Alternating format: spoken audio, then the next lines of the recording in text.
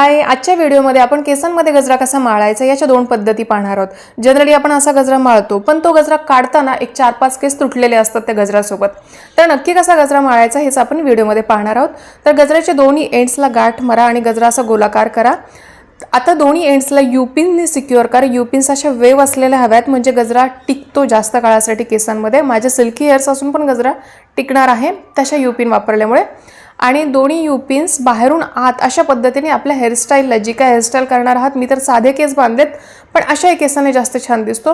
अशा प्रकारे ही पहिली पद्धत आहे गजरा माळायची। आता दुसरी पद्धत बघूयात। गजऱ्याला मी 4 पदरी केलेला आहे, म्हणजे 4 पदरी गजरा झालेला आहे, छोटूसा गजरा झालेला आहे। आता दोन्ही युपिन मी दोन्ही एंड्सला लावत आहे व्हिडिओमध्ये दाखवल्याप्रमाणे, आणि त्या दोन्ही युपिन्स आपण त्याच हेअरस्टाईलवर माळूयात। बाहेरून आत अशा पद्धतीने दोन्ही युपिन्स टक करूयात आतमध्ये। आणि ही दुसरी पद्धत छान आहे।